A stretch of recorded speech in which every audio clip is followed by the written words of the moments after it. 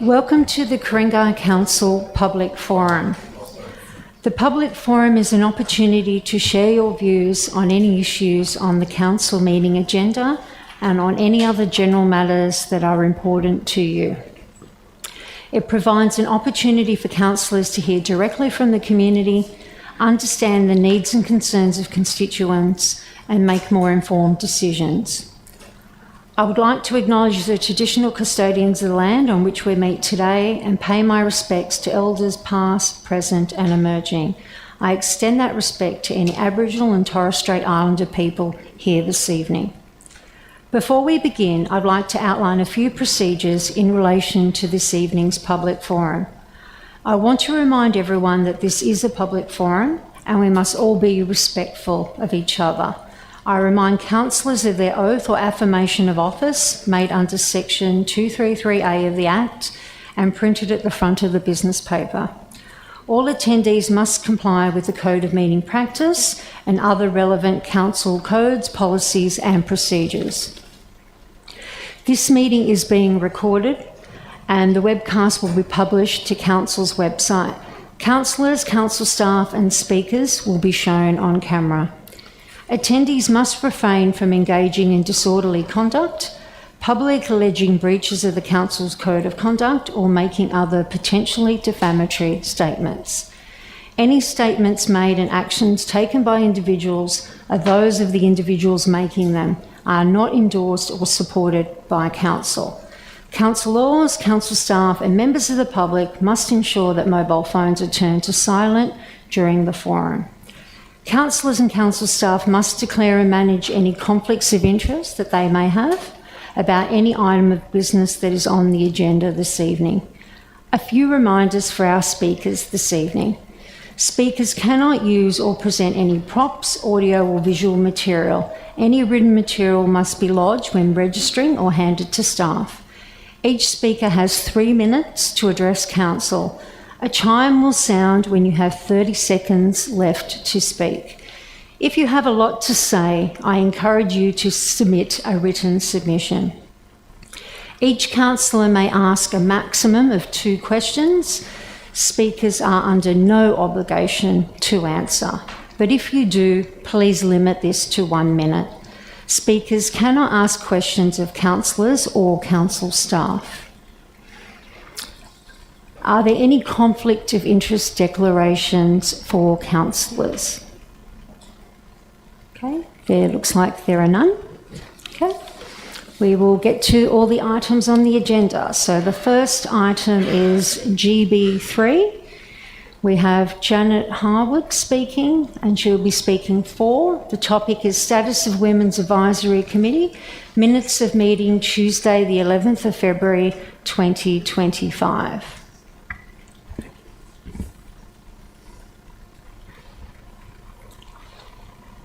Councillors, ladies and gentlemen, Mayor Kay and Director Bevan led an excellent International Women's Day event. I was sent by the bush rat, the rare leaf-tailed gecko, the crimson rosella, and a male king parrot to say so. Just to expand on one roundtable discussion point, working with men to foster respect for women.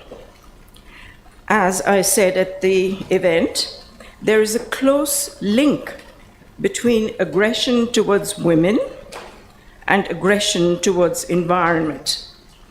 The two are the most serious problems that Australia faces.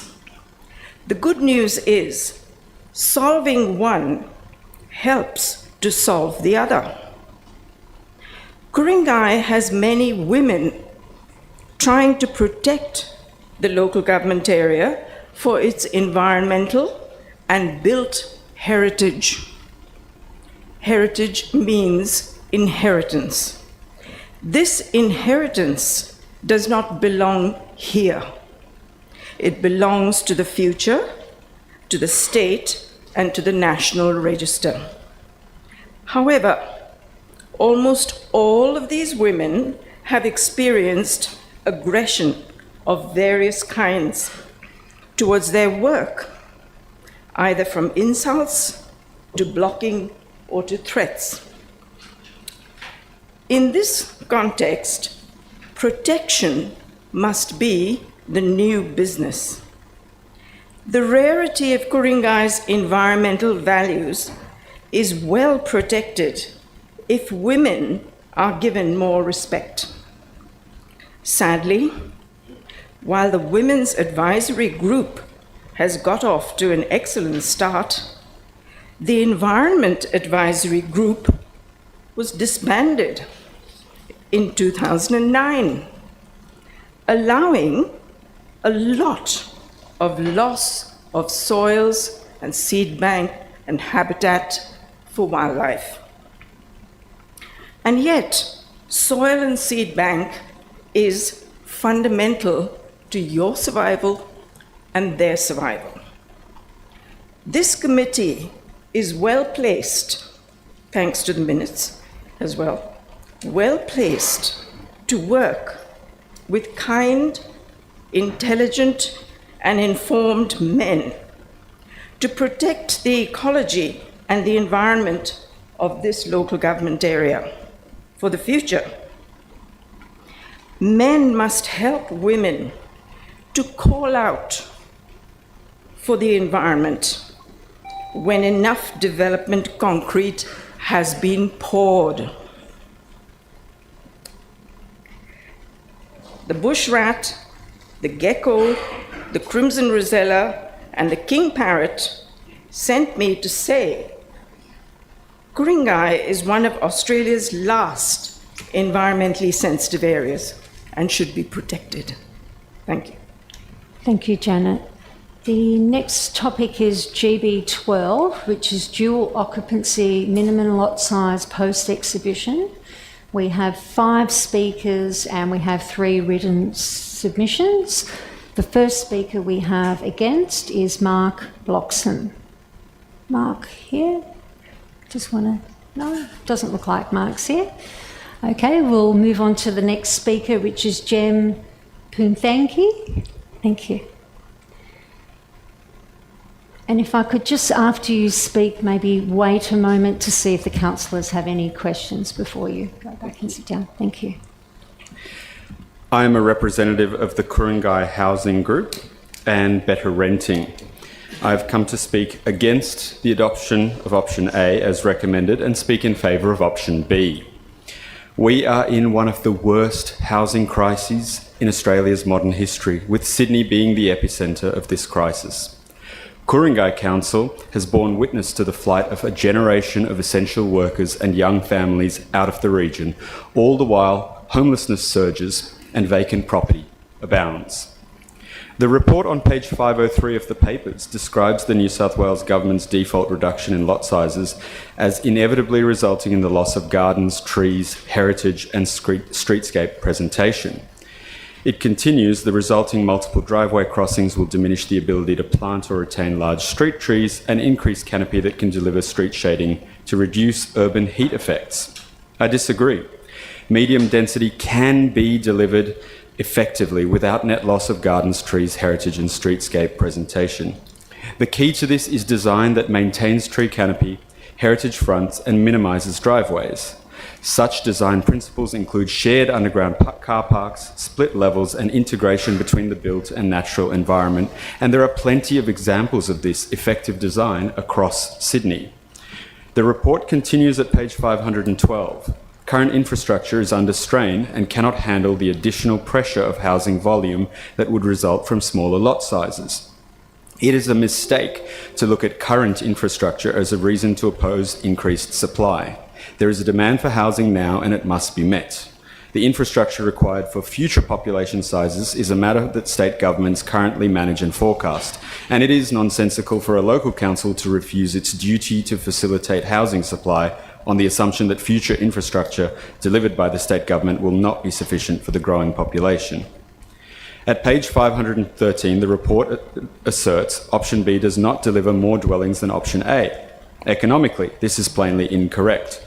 With a lower minimum lot size of 700 square metres around neighbourhood centres, more dwellings are eligible for dual occupancy overall than would be the case under option A. Moreover, the average lot size in R2 zoning is 930 square metres, meaning that option A will only apply to less than half of the lots in the LGA and can only be availed of by those larger lots.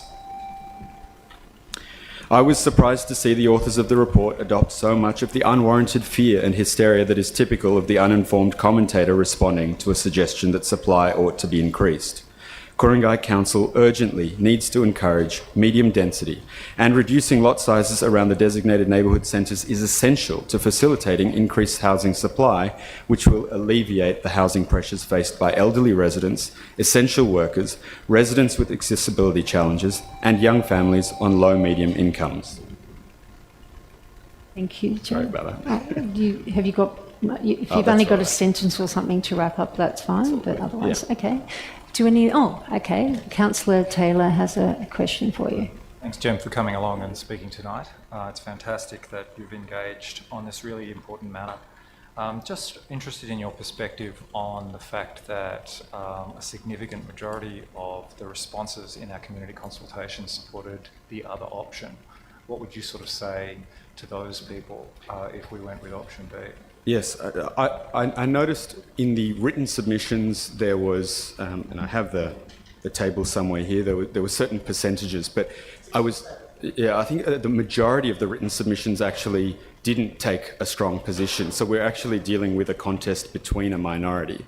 In the survey responses as well, they're actually quite close. I think it was 31 to 42%. Ultimately, I would hope that this council is governed by logic and reason over pure majority numbers, because sometimes the uninformed majority get it wrong. And I think if we listen to the policy analysts across the state, economists, everything that we see from experts in the area suggests that housing diversity through medium density is the way to go. And I don't think we will lose the character of this area, which I've lived in for almost 25 years. Thanks very much. Thank you, Chair. That looks like all the questions from the councillors. Thank you. Thank you. Our next speaker is Samantha Bing. And Samantha's representing also the Ku-ring-gai Housing Group. Mayor, councillors and members of the community, I stand before you today to express deep concern regarding the recent decision to adopt option A, 1,015 square minimum lot size for dual occupancy development. Firstly, I want to commend the council for recognising the urgent need for affordable housing in Ku-ring-gai.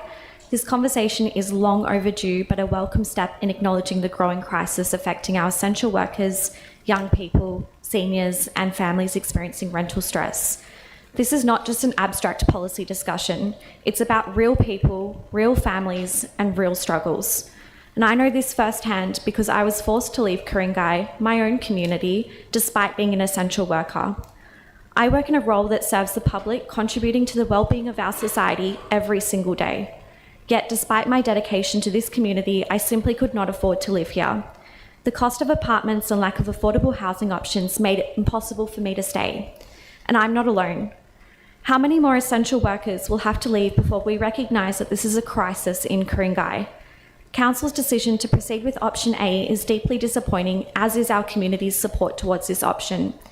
Ku-ring-gai is one of the least affordable areas in Sydney, and a number of people experiencing rental stress is only increasing. I read a lot of the comments in the unconfirmed minutes of the council meeting on the 18th of February around the fact that intensified development would damage or alter the qualities and characteristics of Ku-ring-gai. To me, this means that our community does not truly understand nor recognise that the values and characteristics of Ku-ring-gai are the people. You, councillors, our community members here tonight, our essential workers, you are the quality of Ku-ring-gai.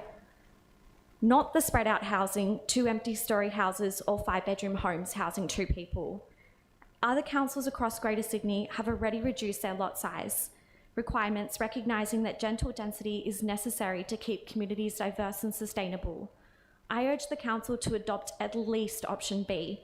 Anything less is a failure to act responsibly in the face of an escalating crisis, and act proactively, not just reactively because the New South Wales government is applying pressure.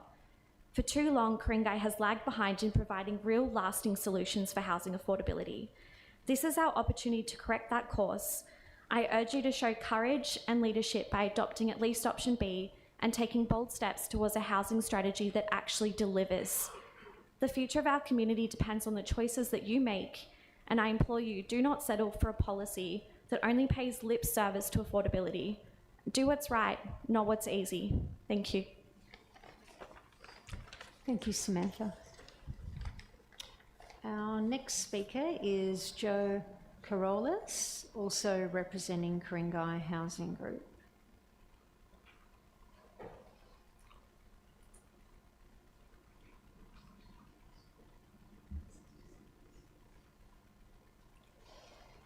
Good evening. My name is Joe Carolus, and I speak tonight on behalf of the Ku-ring-gai Housing Group, which I facilitate. In making a submission in support of option B, our housing group was guided by two objectives. One, to have more smaller-sized dwellings in walking distance of shops and services, and two, to keep Ku-ring-gai green and leafy. In the report which councillors are to consider, option A is recommended essentially because it was favoured by more respondents than option B. Other reasons are given, but none of them hold water. For example, that option A is more consistent. Consistency is not a good planning argument where different kinds of areas are under consideration. Or again, the report says that option B will require more parking and infrastructure. This is not true, because the increase in dwellings, according to the report, is the same in both options. Same number of people going to the neighbourhood centres to shop. But in option B, more of them are going on foot, and therefore option B doesn't require actually as much parking as option A. We argued that option B provides more opportunity for smaller dwellings for older residents who are wanting to downsize at a more affordable price. The report responds, by saying smaller dwellings cost as much as larger dwellings. Really? That's not what my real estate agent tells me. He says I have to pay more for 3 bedrooms than 2. And finally, the oddest reason of all, that the difference in lot size isn't enough to affect the tree canopy. The difference of 60 square metres is enough to plant 10 small trees or 2 larger trees.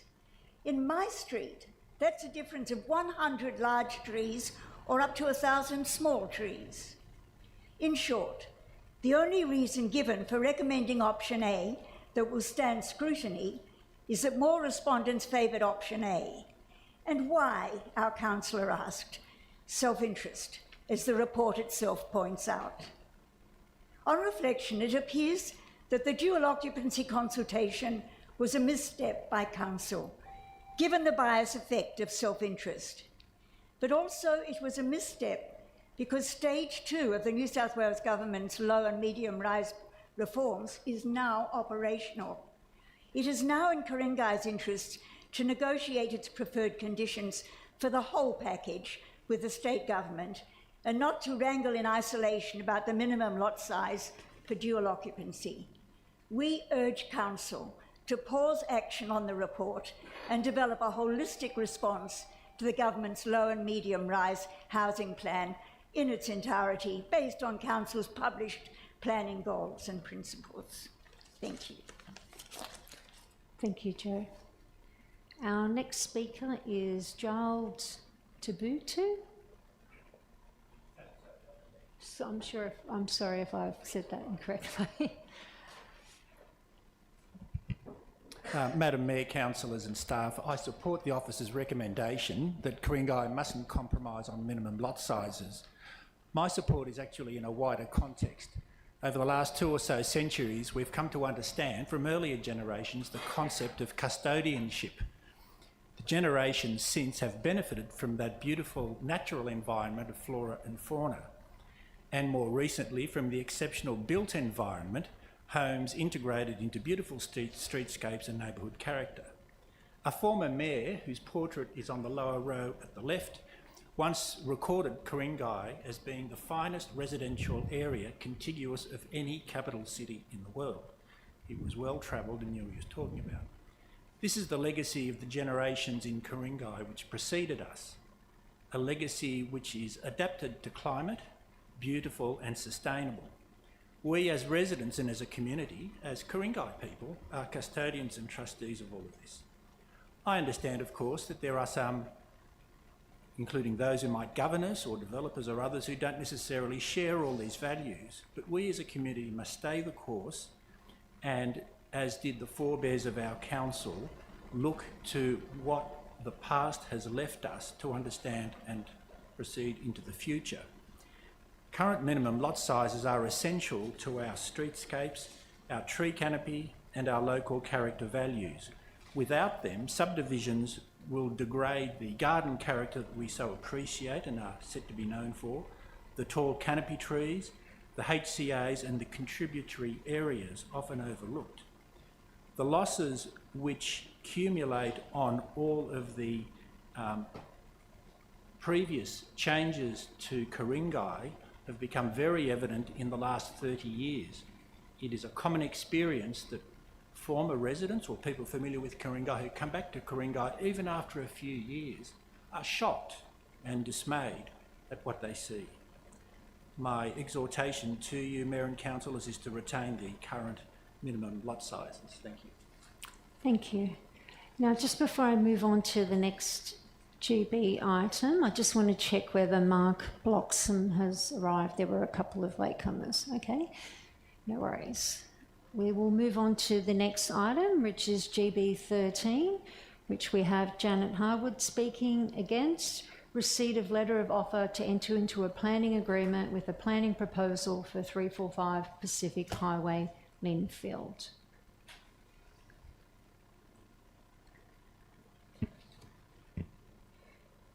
Madam Mayor, councillors, ladies and gentlemen, the issue in this local government area of double significance, that is environmental and built significance, is no longer concrete or economic feasibility. Concrete meaning built buildings. After 20 years of rezoning, and I have been following this as a researcher, starting in 2003, the time has come to protect one of Australia's last local government areas of ecological integrity. 345 Pacific Highway is a clear example of how Ku-ring-gai's rare landscape has been misread as underutilized, not my word, recreational facility asset class, not my words. It has been misread, the sensitivity has been suppressed, and now that ecological integrity is dying by uncorrected wrong rezoning. Coercive control since 2003 to 2025 has led to the cumulative loss of Ku-ring-gai's real value. And it continues today through an open gate by transport-orientated development, low and medium rise development, and dual occupancy, all accepted on top of LEP 194 in 2004, LEP 2012, LEP 2015, 10 years ago, which was highly destructive of this local government area.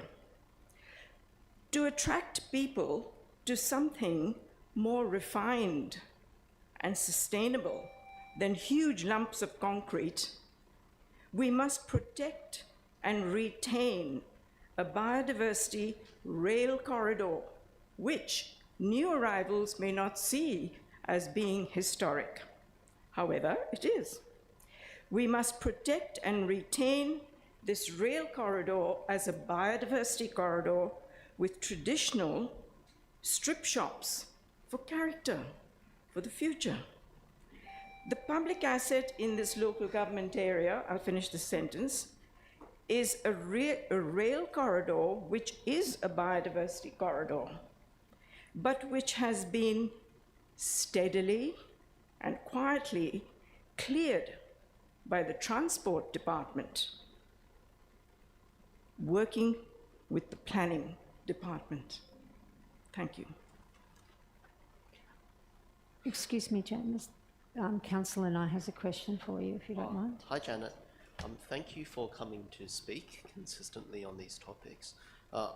Just a pragmatic question. What is your preference, to have an extra 100 homes at 345 Pacific Highway, or to demolish an entire block of land somewhere else within the Linfield Town Centre? I was going to respond in the context of what was said previously by speakers. There has been no assessment of the cumulative effect of development. So if you look at just 345 on its own, it makes no sense to argue against it. But if you look at the big lump of concrete opposite it that has just been built, it promised a front garden. It didn't deliver that. It took a huge amount of public land. And what did the public get in return? So, just to look at 345 on its own is not sustainable. Thank you. And then my second question is, just wondering, what do you think is the most effective way for effecting change? Because the way I see it is, this has been imposed on us by Minister Paul Scully.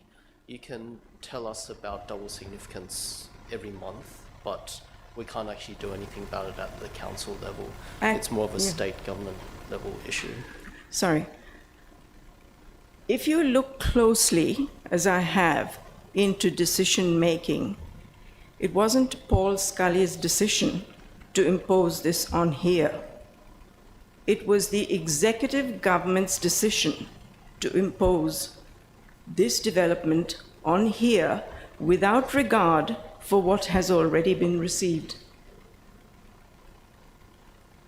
DPHI, Department of Housing and Infrastructure, Department of Planning, Housing and Infrastructure, has many iterations.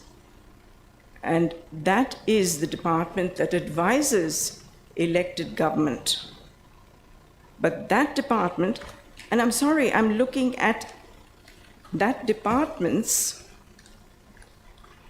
here it is, New South Wales Government Response, January 2025. Sorry, I could go on forever, but that department is not doing the right thing, or executive government isn't doing the right thing. Thank you, Janet.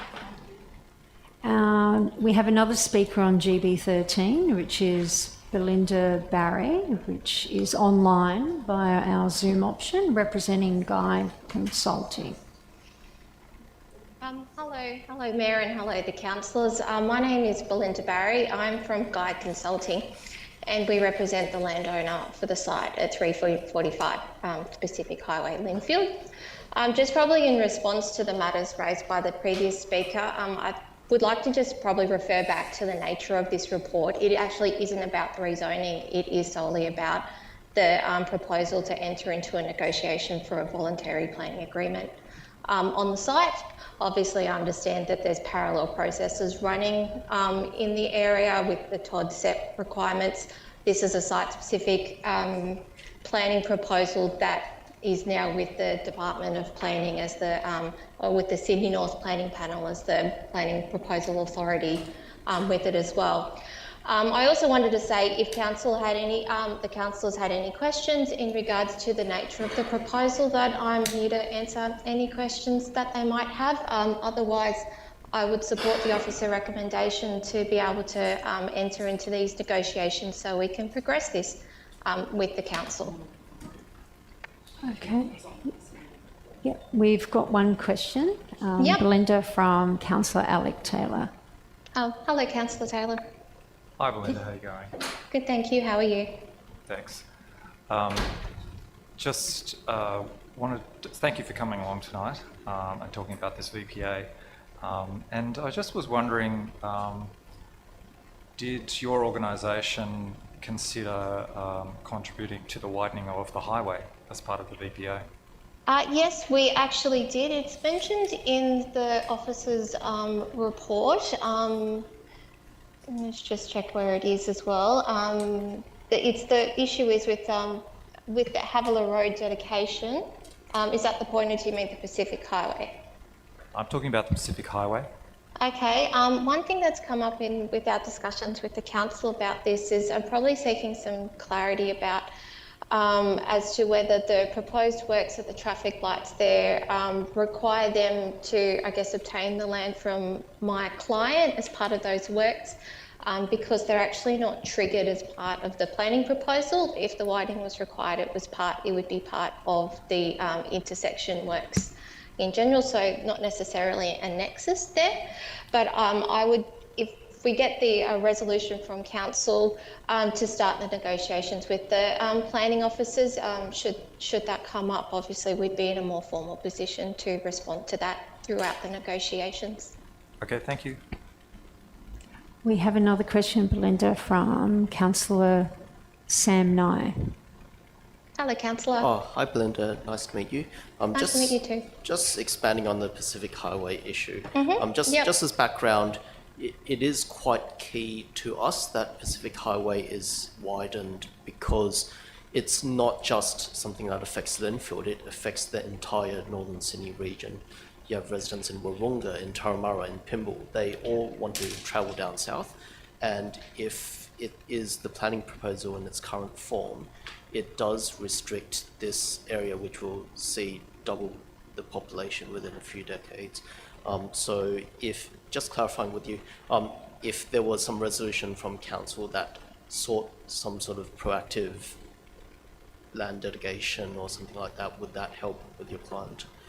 Look, obviously we'd have to take what would be provided to us on notice. As part of the studies we did with the original planning proposal lodged with council, the traffic report indicated that our proposal, I guess, wasn't creating that cumulative impact to trigger the road widening. So I think it comes back to the point about how the road would need to be acquired, because you're completely right. Obviously the Pacific Highway is a major corridor through Northern Sydney, and if roads are required to be widened to accommodate those works, it's probably about that nexus argument between our proposal isn't creating the traffic generation to trigger the upgrades to the intersection. The upgrades to the intersection were occurring before that. I guess without this planning proposal, if the land was to be acquired, obviously you'd have to go through the acquisition process like any landowner would have to. So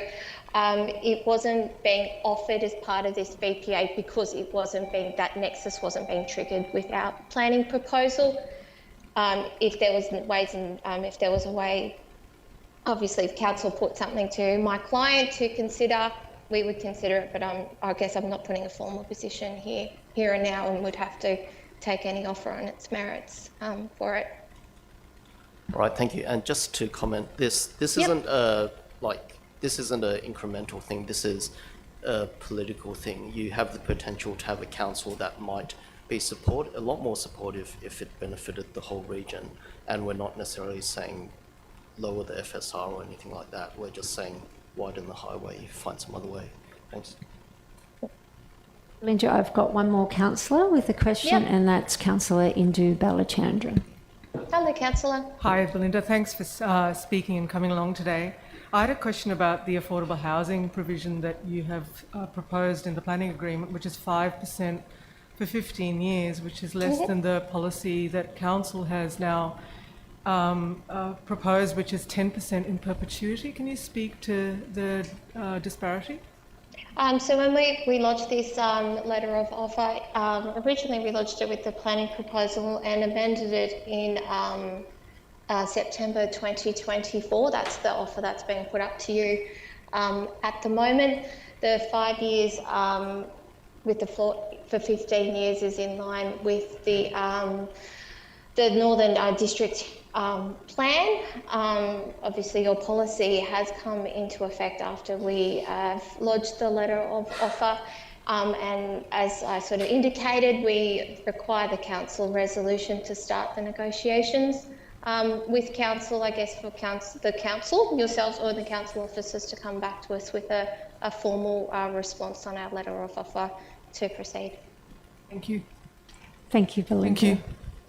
Okay. Okay, our next two speakers are on general business. So the first speaker is Niran Fernando.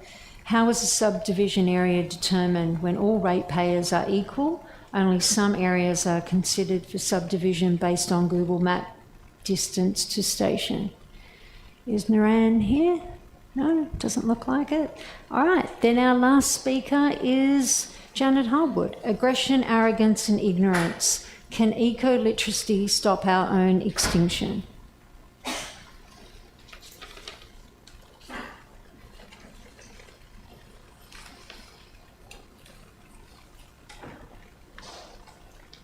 Three minutes is very short to be able to describe large topics. Just to quickly elaborate on what was said previously, the aggression towards environment is the multiple instruments that are used to lead to development. And I should just add, I've left my piece of paper there, but there are planning panels, planning proposals, LEPs, amendments to LEPs, state significant development, voluntary planning agreements, other agreements, and various other pathways, such as old legal advice leading to public hearing, disregarding public hearings, changes to rezoning to use land. There are 24 zones to use land and only 4 zones to protect land. Planning mechanisms such as gateway determinations, which remove the need for public exhibition.